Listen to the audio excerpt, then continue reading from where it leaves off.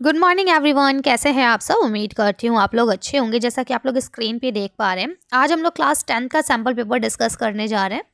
ठीक है, ये आपका 24-25 का है, उर्दू कोर्स बी का रहने वाला है, जिसकी बुक का नाम है जान पहचान। ठीक है, तो चलिए इसे शुरू करते हैं।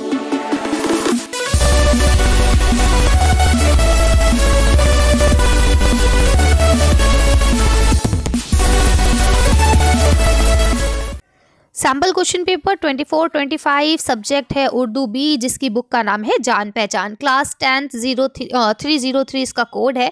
3 घंटे का आपका पेपर रहने वाला है, 80 मार्क्स का। ये आपका बोर्ड का सैम्पल क्वेश्चन पेपर है। ठीक है, इसको बनाने के पीछे जो मेन मकसद है वो ये है ताकि आपको पता चल सके कि कितने सवालात आएंगे और कौन सवाल कितने नंबर का होगा। ये चीज़ें आप यहाँ पे देख पाएंगे। ठीक है, पहले हम लोग क्वेश्चन पेपर को, जो आपका सैम्पल क्वेश्चन पेपर है, इसको डिस्कस करेंगे। इसके बाद जो इसकी मार्किंग स्कीम आती है वो डिस्कस करेंगे। ठीक है, तो पहले आप लोग एक काम करें, कॉपी पेन ले लें और क्वेश्चन को पढ़ पढ़ के आंसर दें कि आपकी तैयारी कहाँ तक है।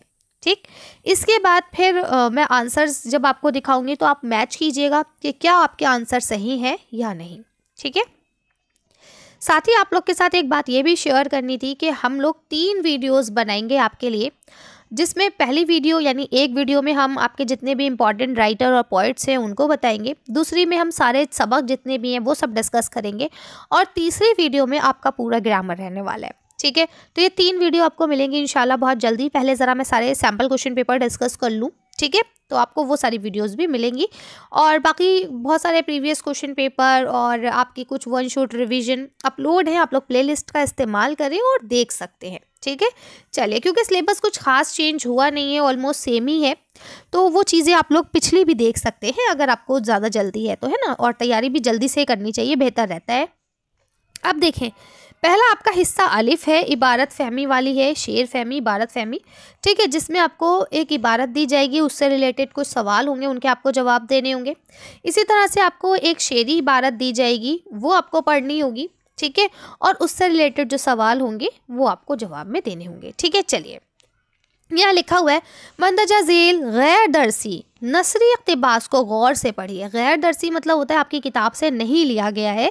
ठीक है, इससे गौर से पढ़िए और इससे मुताल्लिक़ सवालात के जो आपके जवाबात बनते हैं उनको आपको लिखना है। ठीक है, तो चलिए हम इसे पहले पढ़ लेते हैं ताकि आप लोग को भी समझ में आ जाए कि इक़्तिबास क्या कह रहा है।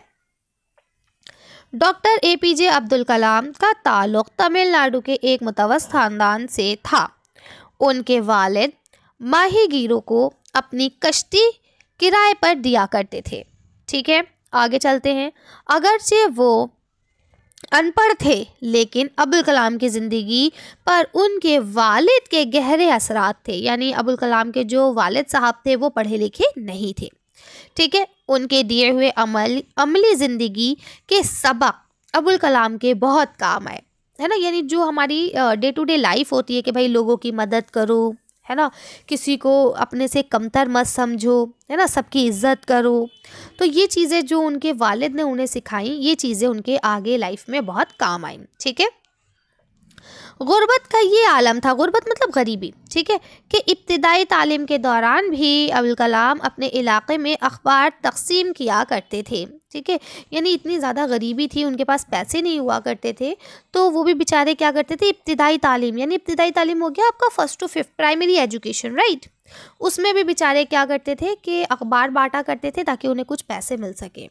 उन्होंने मद्रास इंस्टीट्यूट ऑफ टेक्नोलॉजी से खिलाई साइंस में ग्रेजुएशन की। ठीक है, यानी उन्होंने जो स्पेस साइंस है उसमें ग्रेजुएशन की है। ठीक है, स्पेस साइंस में, और इस क्राफ्ट मंसूबे पर काम करने वाली दफ़ाई जो आपके तहकीकाती इदारे होते हैं उनको ज्वाइन किया। यानी जो इनके हल्के थे जिसमें ये सब चीज़ें होती हैं, है ना, साइंटिफिक जो आपके इदारे होते हैं, ऑफिसेज होते हैं, उनको वहाँ जाके उन्होंने ज्वाइन किया, जहाँ हिंदुस्तान के पहले सैटेलाइट तैयार पर काम हो रहा था। ठीक है, यानी जो सैटेलाइट तैयारा है उस पर क्या हो रहा था, काम हो रहा था।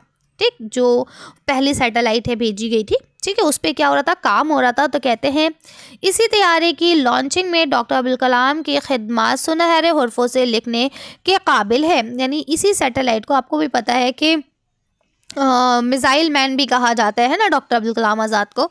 ठीक है, तो इसी इन्होंने इसमें ही खिदमत अंजाम दी थी, जिसलिए ये बहुत ज़्यादा फेमस हो गए थे। ठीक है, इसके अलावा वो जेट डायरेक्टर के तौर पर अब्दुल कलाम ने 1979 है ना में भारत का पहला एटम बम तजुर्बा किया था, जिसके बाइस उन्हें मिसाइल मैन भी कहा जाता था। ठीक है, तो ये हो गया आपका डॉक्टर अब्दुल कलाम आज़ाद के बारे में कि भाई उन्होंने क्या क्या किया।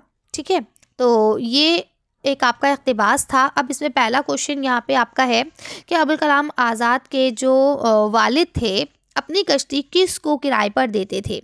ठीक है, तो अब आप बताइए किसको देते थे, माहीगीरों को देते थे या राहगीरों को देते थे, डॉक्टरों को देते थे या खबरगीरों को देते थे। तो अभी आप ये पढ़ के आए हैं कि वो माहीगीरों को देते थे। अगला सवाल लिखा है, इब्तिदाई तालीम के दौरान अब्दुल कलाम अपने इलाके में क्या तकसीम करते थे, बताइए, पर्चा, अखबार, खिलौना या कश्ती। तो सही जवाब क्या हो जाएगा, अखबार।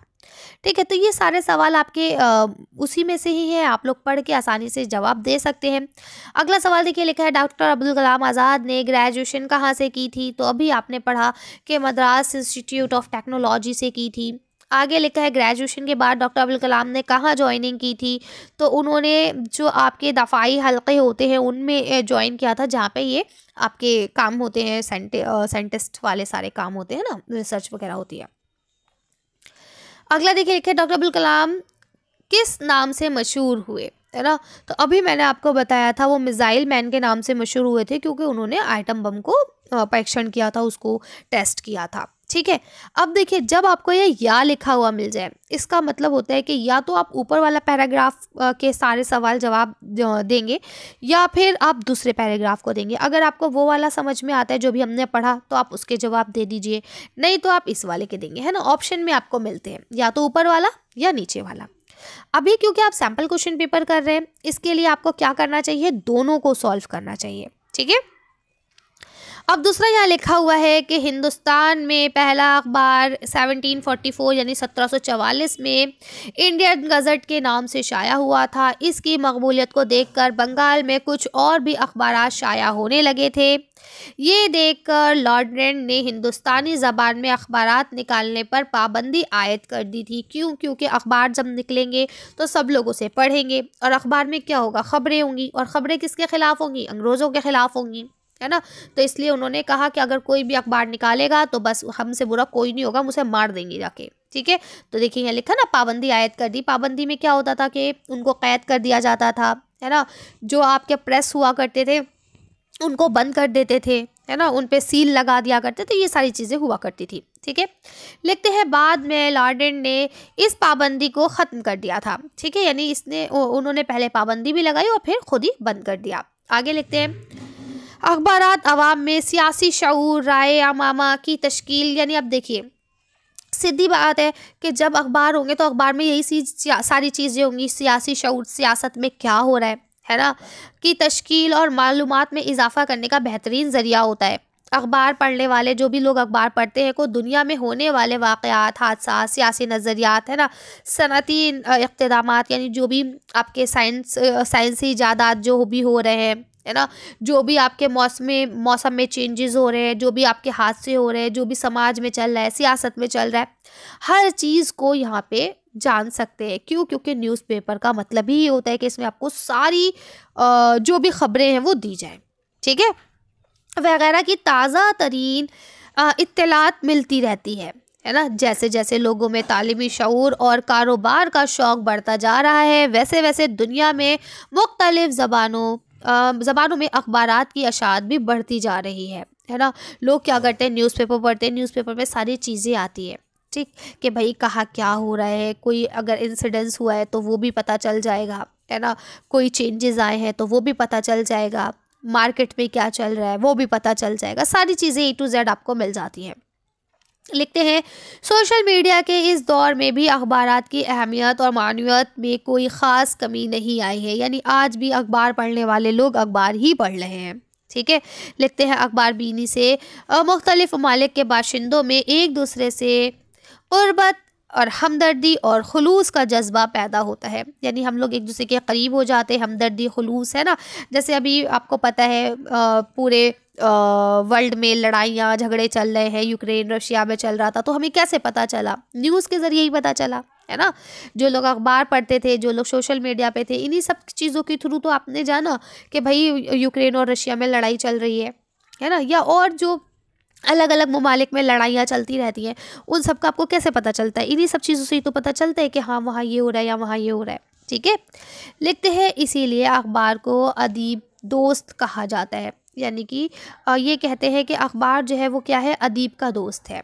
ठीक है, अब ये हो गया आपका अखबार के ऊपर ऐसे। ठीक है, पैराग्राफ। अब आपको पहला सवाल लिखा है, हिंदुस्तान में पहला अखबार कब शाया हुआ था? अभी आपने पढ़ा 1744 में। और ये किस नाम से शाया हुआ था? तो इंडियन गैजेट के नाम से शाया हुआ था। ठीक है, अखबार की अशात पर किसने रोक लगाई थी? अभी आपने पढ़ा है, लॉर्ड रेंड ने लगाई थी। ठीक है, आगे आ जाइए। लॉर्ड रेंड ने लगाई थी, लॉर्ड विजली ने लगाई थी? एक मिनट रुकिए, चेक करते हैं। हाँ, लॉर्ड रेंड ने ही लगाई थी। ठीक है, लॉर्ड विजली अलीगढ़ में थे। ठीक है, वो सॉरी फोर्ट विलियम कॉलेज में थे। ठीक है, आगे आ जाइए। यहाँ अगला सवाल लिखा है, किसने पाबंदी को ख़त्म कर दिया था? ठीक है, तो एक ने पाबंदी लगाई थी और दूसरे ने पाबंदी को ख़त्म किया था। एक मिनट, गड़बड़ हो रही है।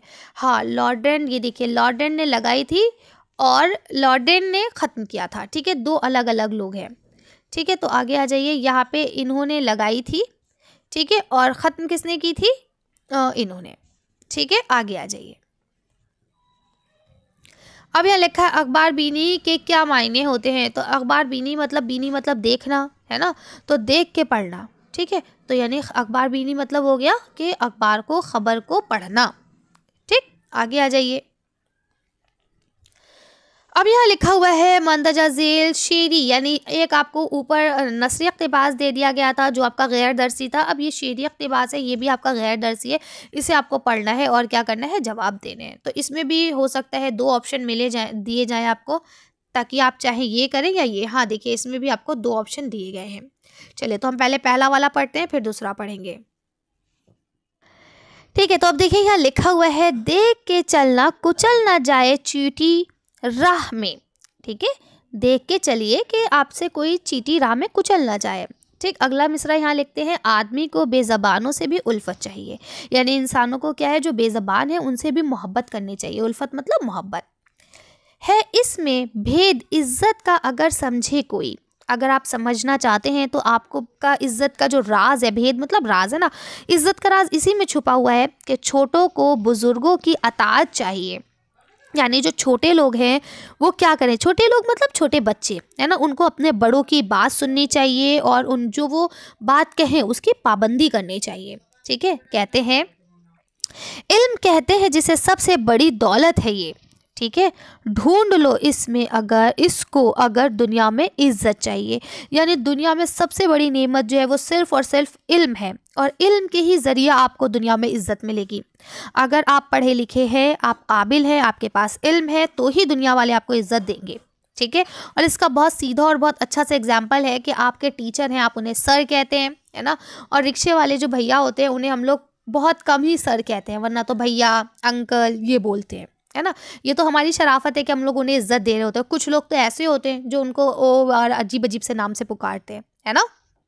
आगे चलते हैं, लिखते हैं, सब बुरा कहते हैं लड़ने को, बुरी आदत है ये, है ना। सब लोग क्या कह रहे हैं, बुरा कहते हैं लड़ाई को, क्योंकि लड़ाई करना बहुत गंदी आदत है।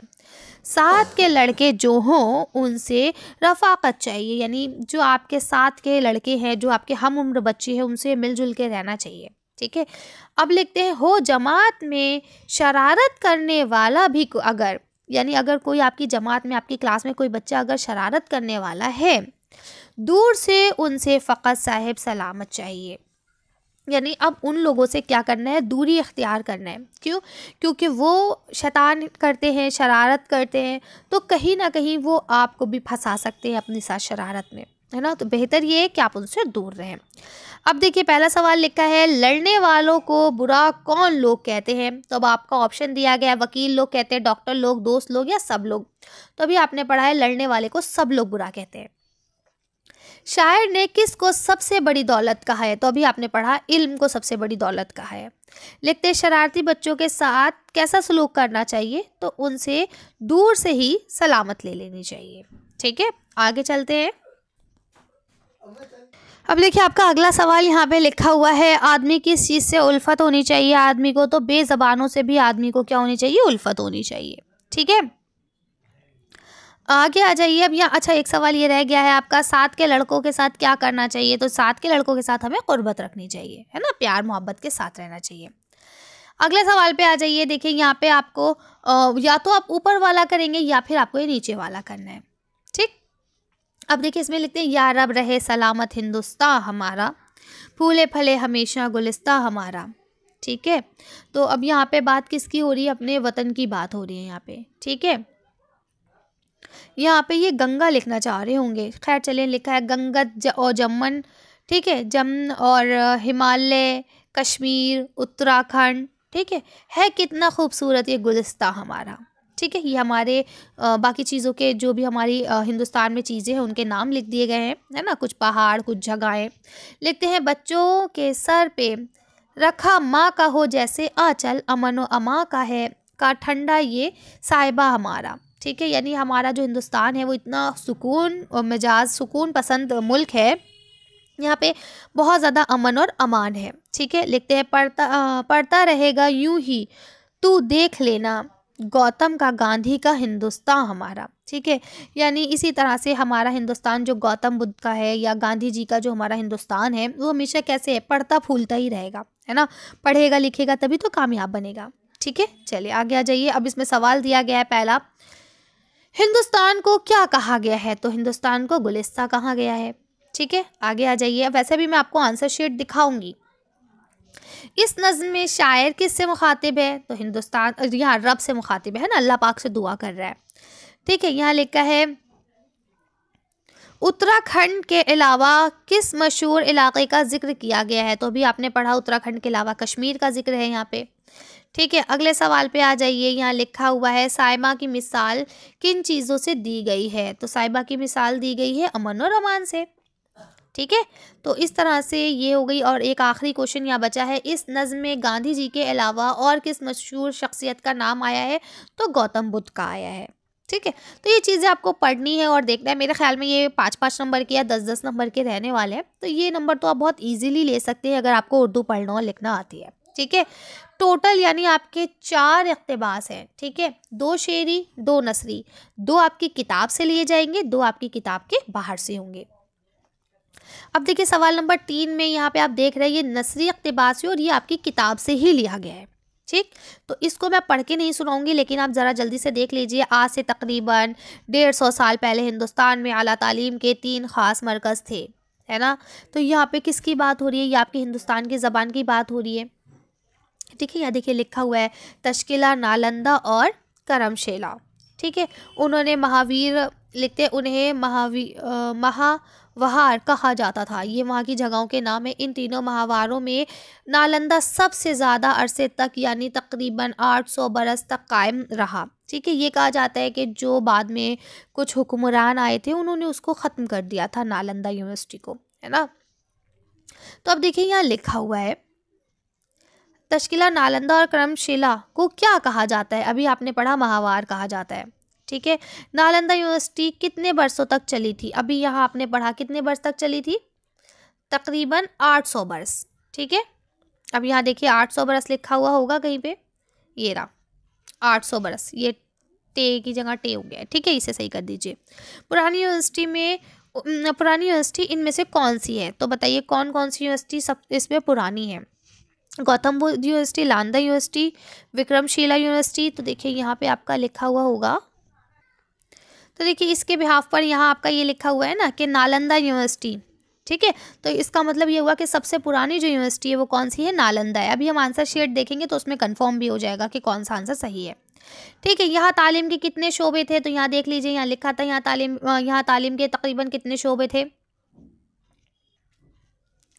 यहाँ तालीम के 18 शोबे थे। कितने थे, 18। आ जाइए टिक कर दीजिए 18 पे, ये रहा 18 शोबे थे। ठीक है, तो ये चीज़ें आपने पढ़ ली होंगी नालंदा यूनिवर्सिटी वाला, और ये आपको चीज़ क्लियर होगी, है ना। किस सियासत पर गुप्त खानदान की हुकूमत थी? तो अभी आपने पढ़ा है कि गुप्त खानदान की हुकूमत किस पर थी। ये देखिए लिखते हैं इस ज़माने में मगध रियासत पर गुप्त खानदान की हुकूमत थी। चलिए आगे आ जाइए, लगा दीजिए। ठीक है, अब यहाँ देखिए अगला फिर आपको दरसी इक़्तिबास में ही शेरी इक़्तिबास दिया गया है। ठीक है, अब यहाँ पे एक चीज़ और आपने नोटिस करी है, यहाँ आपको ऑप्शन नहीं मिला है, यहाँ आपको एक ही इक़्तिबास दिया गया है जिसका आपको जवाब देना है, इसमें कोई आपको दूसरा ऑप्शन नहीं है। ठीक है, ऐसे अब सवाल नंबर 4 में भी आपको एक ही इक़्तिबास दिया गया है शेरी, जिसमें लिखा है खून अपना हो या पराया हो, नस्ल आदम का खून है आखिर, जंग मशरक़ में हो या मगरिब में, अमन आलम का खून है आखिर, टैंक आगे बढ़े या पीछे हटे, कोक धरती की बांझ होती है, फतेह का जश्न हो या हार का सोग, जिंदगी मैयतों पर रोती है, जंग तो खुद ही एक मसला है, जंग क्या मसलों का हल देगी, आग और खून आज बख्शेगी, भूख और एहतिजाज कल देगी। है ना, ये आप लोग ने पढ़ रखा है बहुत अच्छे से, मैंने आपको समझाया भी है कि खून अपना हो या पराया, कोई भी मरे, खून बहेगा तो नस्ल आदम का ही खून बह रहा है ना। जंग चाहे मशरक़ में हो चाहे मगरिब में, कहीं पे भी हो, सुकून जो पूरी दुनिया का सुकून है वो ख़तरे में पड़ता है ना। टैंक आगे हटे या पीछे हटे, कोई आगे बढ़ाए या कोई पीछे हटाए, कोक धरती की ही बांझ होती है, क्योंकि आपको पता है जहाँ पे भी बारूद गिरती है वहाँ पे फिर दोबारा खेती नहीं हो सकती। ठीक है, लिखते हैं फतेह का जश्न हो, यानी कोई एक जीत जाए या कोई एक हार जाए, है ना।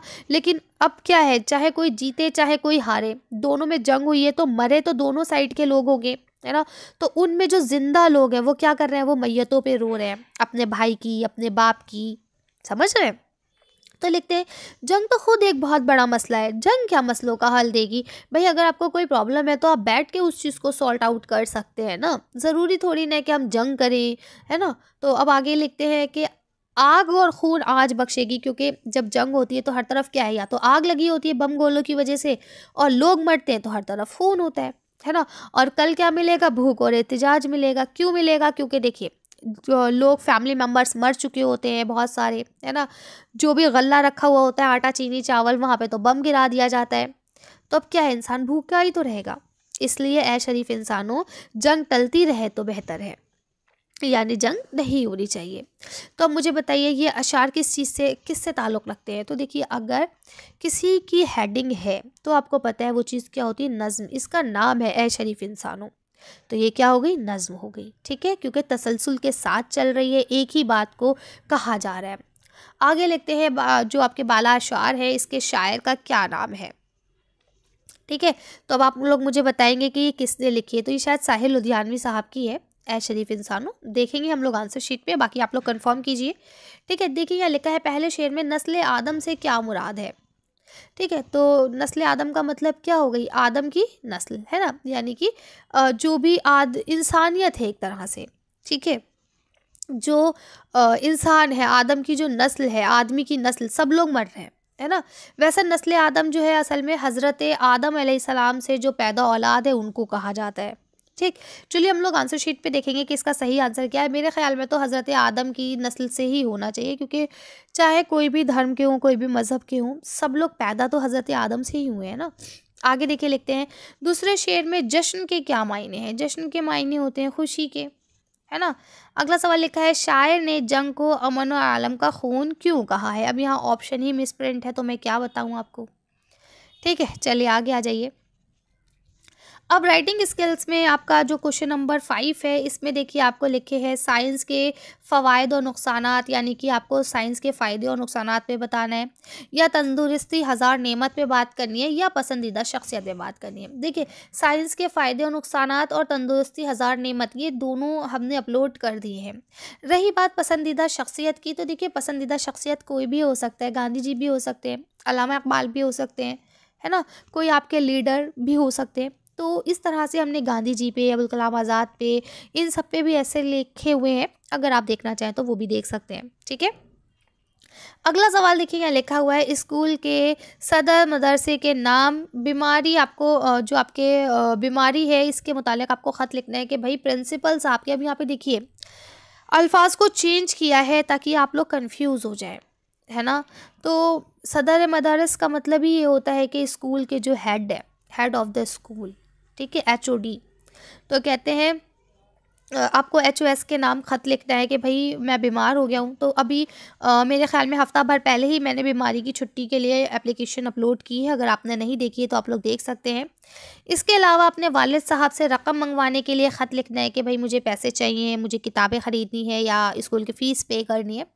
तो ये भी मैंने करा दिया है, लेकिन ये शायद लास्ट ईयर करवाया था, है ना, अभी रिसेंट वीडियो में नहीं करवाया, इंशाल्लाह करवा दूँगी। आप लोग पिछली वीडियो से देख सकते हैं। ठीक है, आगे आ जाइए। सवाल नंबर 7 में लिखा है एहतिशाम हुसैन के हालात पर लिखना है आपको, या फिर आप दरसी किताब में से जो आपका सबक है काट का घोड़ा, उसका खुलासा लिखिए। तो अभी मैंने शुरू में ही आपसे कहा है कि इम्पॉर्टेंट शायर, राइटर या अदीब जो भी है उनके बारे में आप कैसे लिख सकते हैं, इतने सारे हैं। आप ज़रूरी थोड़ी ना एहतिशाम हुसैन आए तो हर बार एहतिशाम हुसैन ही आए, है ना।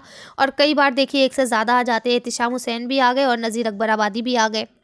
तो इनके बारे में कैसे लिखेंगे और कैसे इनको याद रखना है, ये सारी चीज़ें मैं इंपॉर्टेंट शायर वाला जब कराऊंगी तो उसमें डिस्कस करूंगी। ठीक है, तो आप लोग चैनल को सब्सक्राइब कर लीजिए और ज़्यादा से ज़्यादा शेयर कीजिए, क्योंकि कल मैं डाटा एनालाइज कर रही थी तो उसमें मुझे ये दिखा कि बहुत सारे बच्चे ऐसे हैं जो आते हैं, वीडियो देखते हैं और चले जाते हैं, लेकिन चैनल को सब्सक्राइब नहीं करते हैं। देखिए, आपके एक सब्सक्रिप्शन से आपका कुछ नहीं जाएगा, लेकिन हमारी हिम्मत बढ़ती है ना। हमें लगता है कि हाँ भाई बच्चे पसंद कर रहे हैं, देख रहे हैं, पढ़ रहे हैं, अगर हम मेहनत कर रहे हैं तो बच्चों के लिए वो चीज़ कारगर साबित हो रही है ना।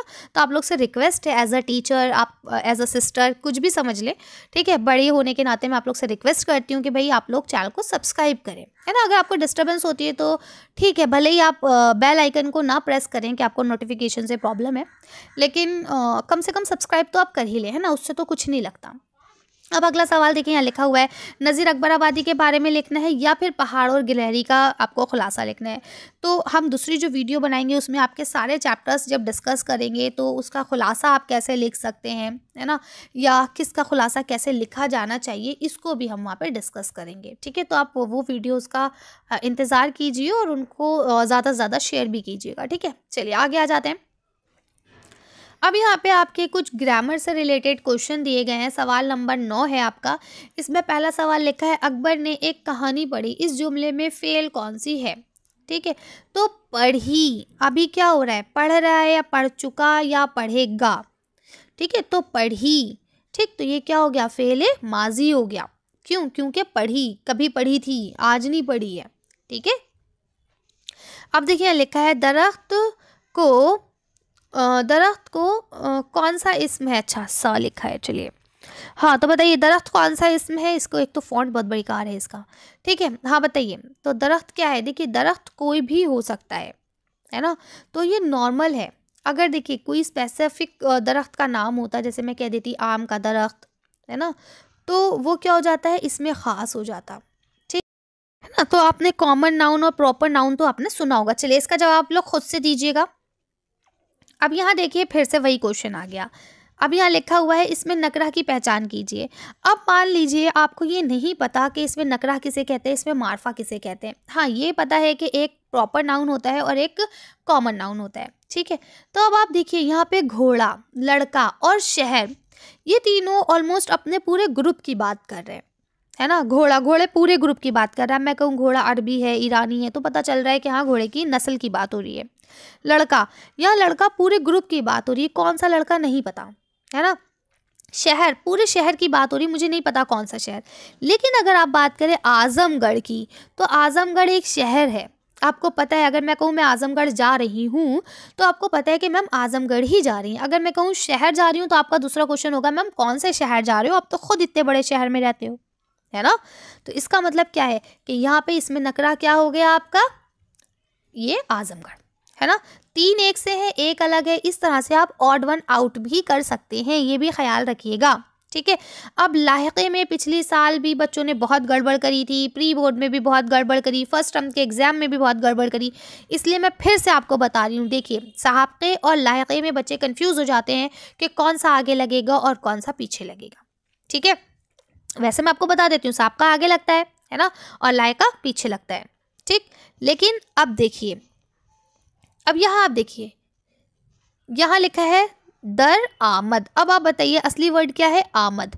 आमद के आगे दर लगा है। असली वर्ड क्या है, अदब। अदब के आगे लगा है बा। ठीक है, हासिल, हासिल के आगे लगा है ला। ठीक, तो यहाँ देखिए, यहाँ आपने देखा तीनों में आगे लगा है, राइट। लेकिन दौलतमंद, मंद में कहाँ लगा है? पीछे। मैंने क्या कहा? साबका आगे होता है, लायका पीछे होता है। तो यहाँ से ही आपको क्लियर हो गया कि हाँ भाई दौलतमंद जो है वो गलत है, मतलब सही ऑप्शन वही है। आई बात समझ में? तो इस चीज़ को ध्यान में रखिए कि आप यहाँ से ऑड वन आउट भी कर सकते हैं। अब जैसे यहाँ साहब का आ गया, अभी आपको पता है साहब का आगे लगता है, ठीक है। अब ईद गा पीछे लगा हुआ है, कब्रिस्तान तान पीछे लगा हुआ है, बाखबर देखिए बा आगे लगा हुआ है, दर्स गाह भी पीछे लगा हुआ है। तो इसका मतलब सही जवाब क्या हो गया आपका? बाखबर, क्योंकि बा आगे लगा हुआ है, ठीक है। तो इस तरह से भी आप लोग ऑड वन आउट कर सकते हैं। बाकी बेहतर है आप लोग याद करें, है ना। अब देखिए लिखा है शिकस्त की जिद क्या है? जिद मतलब होता है अपोजिट, शिकस्त मतलब हार, ठीक है। तो हार की क्या होगी? अगर लिखा होता हार तो हार का ऑप्शन होता जीत, ठीक है। लेकिन शिकस्त लिखा है तो शिकस्त का क्या ही ऑप्शन सही होगा? फतेह, है ना। जिस तरह का वर्ड होगा उसी तरह का उसका अपोजिट वर्ड होगा, ठीक। अब यहाँ लिखा है मुल्क की जमा क्या होती है? तो मुल्क की जमा होती है ममालिक। अब हम लोग जो एमसीक्यू की सीरीज चला रहे हैं उसमें ये सारे क्वेश्चन मैंने आप लोग को करवा रखे हैं, है ना। आलिम की जमा क्या होगी? उल्मा। ये सारी चीज़ें मैंने आपको करवाई हैं, ठीक है। अब आगे आ जाइए, यहाँ लिखा है वो अलामत जो पुकारने मुखातिब करने के लिए लगाई जाती है उसे क्या कहते हैं? ठीक है, जब हम किसी को पुकारते हैं मुखातिब करते हैं, है ना, तो क्या कहते हैं? तो उसे निदाइया कहते हैं। निदा मतलब होता है आवाज़ देना, ठीक है। चलिए आगे आ जाइए। अब देखिए यहाँ लिखा हुआ है नागिन का मुज़क्कर क्या होगा? तो नागिन, नागिन लेडीज़ हो गई, इसका जेंट्स आपको बताना है, तो इसका क्या होगा? नाग होगा, है ना, सिंपल नाग। आगे आ जाइए। अब यहाँ मुहावरे लिखे, इनको जुमलों में इस्तेमाल करना है। मैंने ये सारे आपको एमसीक्यूज़ में करवाए हैं, जो आपकी सीरीज़ चल रही है ना, उसी में सारे ये करवा दिए मैंने। अगर आपने देख लिया तो बहुत अच्छी बात है, नहीं देखा तो आप उस सीरीज़ को देख सकते हैं, उसमें आपके हर चैप्टर के एमसीक्यूज़ कराए जा रहे हैं। अब देखिए यहाँ पे आपके सवाल जवाब शुरू हो जाते हैं। यहाँ लिखा हुआ है थेकरे ने अपनी एक किरदार की बेतकल्लुफ़ी का जिक्र किस तरह से किया है? तख्त नशीनी के बाद रज़िया सुल्तान ने क्या अहद किया? लैंशो बारिश में खेतों की तरफ क्यों देख रहा था? ठीक है, क्यों गया बताइए।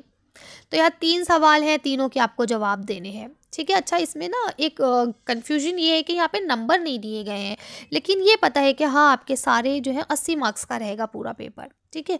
तो गालिबन ये 2-2 नंबर के आपके सवाल होंगे। अगला सवाल देखिए, यहाँ पे फिर से लिखा है सादत ताइल कैसा आदमी था बताइए, ठीक है। रज़िया की फ़ौज का मुकाबला किससे हुआ बताइए। फिर आपको अगला सवाल लिखा है शायर ने बेल बूटों को मिट्टी से उगाया हुआ क्यों कहा है, ठीक है। आगे देखिए गिलहरी कौन सा ऐसा काम है जो करती है और पहाड़ नहीं कर पाता है ना। तो ये सारे आपके चैप्टर से। नज़्म कदम बढ़ाओ दोस्तों का क्या नाम है? अच्छा, इसके शायर का क्या नाम है बताइए, है ना। क्वेश्चन थोड़ा मिसप्रिंट है। आगे लिखा है नज़ीर अकबर आबादी की शामिल निसाब नज़्म कौन सी है बताइए। तो मैं आपसे पहले भी कह चुकी हूँ कि किस राइटर ने क्या लिखा है, आपकी किताब में किसका क्या शामिल है, ये चीज़ें आपको पता होना चाहिए। नज़्म पहाड़ और गिलहरी के शायर का क्या नाम है बताइए, है ना। तो ये चीज़ें आपको क्लियर होनी चाहिए कि कदम बढ़ाओ दोस्तों किससे लिखा। अभी ये क्वेश्चन ऊपर भी आ चुका है, अगर आप श्योर होते तो वहाँ से ही आपका आंसर हो जाएगा। नज़ीर अकबर आबादी की नज़्म कौन सी है? नेकी और बदी, अगर आपको पता है तो वो भी आप लिख सकते हैं। पहाड़ और गिलहरी किसने लिखी? अल्लामा इकबाल ने लिखी है, तो आप वो भी पढ़ सकते हैं अगर आपने पढ़ा है तो, ठीक है। चलिए एक काम करते हैं, अब हम लोग इस सबको ना आंसर शीट पर देखते हैं, फिर अपनी वीडियो को फिनिश करते हैं। ठीक है, आप देख पा रहे हैं ये आपकी मार्किंग स्कीम है, ठीक है। ये दोनों PDF यानी आपकी मार्किंग स्कीम की भी और आपके क्वेश्चन पेपर की भी, दोनों मैं टेलीग्राम पे शेयर कर दूंगी, वहाँ से आप लोग देख लीजिएगा, ठीक है। और लिंक टेलीग्राम का डिस्क्रिप्शन में, वहाँ से आप देख सकते हैं। देखिए ये आपके सारे पैराग्राफ के जवाब हो गए, ठीक है। इसके बाद ये दूसरे वाला पैराग्राफ जो ऑप्शन में था उसके जवाब हो गए, ठीक है। फिर आपके ये दूसरा सवाल जो था उसके पहले के जवाब हो गए और ये दूसरे के जवाब हो गए, ठीक है। इसके बाद नंबर 3 में एक ही एक सवाल थे, तो देखिए यहाँ दे दिए हमने इसके जवाब। यहाँ पे आपका नज़्म है, साहिल लुधियानवी की है, ठीक है। आगे आ जाइए, तो इसका जवाब देखिए यहाँ पे इंसानियत ही को माना गया है, ठीक है। मैंने कहा था आदम अलैहिस्सलाम की नस्ल, लेकिन यहाँ पे बात इंसानियत की हुई है, ठीक है। इसके बाद जो भी आपके सवाल जवाब हैं वो आप देख सकते हैं। अब यहाँ पे अगर बात करें हम लोग एस्से की या फिर आपकी एप्लीकेशन की, तो देखिए यहाँ लिखा हुआ है कि अगर आप तारुफ अच्छा देते हैं तो आपको 3 नंबर मिल जाएंगे, ठीक है। और अगर आपने नफ़्स मज़मून अच्छा लिखा तो आपको 4 नंबर मिल जाएंगे, और इख्तिताम अच्छा किया तो आपको 3, यानी टोटल आपका ये 4 3 7 7 3 10 नंबर का होगा ये। ठीक है। और आपका जो लेटर है ये 5 नंबर का होगा अगर आपने स्टार्टिंग के अलक़ाब व आदाब सही लिखे, बख़िदमत जनाब, प्रिंसिपल साहब या प्रिंसिपल साहिबा, है ना। अगर ये सब सही लिखा है, स्कूल का नाम, एड्रेस, तो आपको 1 नंबर मिल जाएगा। और लास्ट में आपने आपका फरमाबरदार शागिर्द या शागिर्दा, ए नवाज़िशों की, शुक्रिया, ये सब चीज़ें सही लिखी तो आपको 1 नंबर मिल जाएगा। और बीच में जो उन्होंने कहा है कि भाई बीमारी की छुट्टी, फ़ीस माफ़ी या जो भी उन्होंने कहा है वो आपने सही लिखा तो आपको 3 नंबर मिल जाएंगे। ठीक है। इसके बाद देखिए प्रोफेसर सैयद एहतिशाम हुसैन के बारे में पूछा गया था, तो ये आपका हो गया। ठीक है। ये आपकी जो नज़्म के बारे में नहीं, काट के घोड़े में पूछा गया था ना, चैप्टर के बारे में था, तो ये यहाँ हो गया इसका। फिर इसके बाद आपका नज़ीर अकबर आबादी के बारे में पूछा गया था, तो ये हो गया उनका। और उसके बाद यहाँ पे आपकी जो नज़्म थी उसको पूछा गया था। ठीक है। तो ये सब आप कर सकते हैं। अब यहाँ पे आपका देखिए फ़ेल माजी हो गया, इसमें नकरा हो गया, है ना। यहाँ लिखा हुआ है सी और डी दोनों ही सही है। ठीक है। दौलतमंद, बाखबर, और इसके बाद यहाँ पे फ़तह, ठीक है, और यहाँ पे ममालिक, ठीक है, उल्मा, निदाइया, ठीक है, और नाग, ये सारी चीज़ें मैंने आपको करा दी हैं। ठीक। अब यहाँ पे जो कुछ सवाल जवाब ऐसे हैं जो आपकी किताब से हैं, तो उसमें ये लिखा है कि भाई बच्चे मतलब टीचर्स इस चीज़ का ख्याल रखें कि भाई बच्चे अपनी ज़बान में अगर आंसर लिखना चाहें तो लिख सकते हैं। ठीक है। लेकिन बात यह है कि आपके इमला वगैरह सही होना चाहिए। ठीक है। यहाँ पे सारे आपके क्वेश्चन आंसर्स हो गए जो भी आपने पढ़े। और लास्ट वाला जो क्वेश्चन था देखिए ये कदम बढ़ाओ दोस्ते कौन है, बशीर नवाज़ है। ठीक है, कदम बढ़ाओ दोस्तों के। और इसके बाद यहाँ पे आपका लिखा हुआ है कि नेकी और बदी, ठीक है, और अल्लामा इकबाल। ठीक है। तो यहाँ पे इसके कौन है, कदम बढ़ाओ दोस्तों के बशीर नवाज़। ठीक है। तो ये था आपका सैम्पल क्वेश्चन पेपर। उम्मीद करती हूँ सारी चीज़ें क्लियर हो गई होंगी। कोई डाउट हो, कोई कन्फ्यूजन हो तो आप लोग मुझसे पूछ सकते हैं। वीडियो को ज़्यादा से ज़्यादा शेयर करें ताकि आपके फ्रेंड्स भी इससे फ़ायदा उठा सकें। ठीक है। चलिए, थैंक यू फॉर वॉचिंग।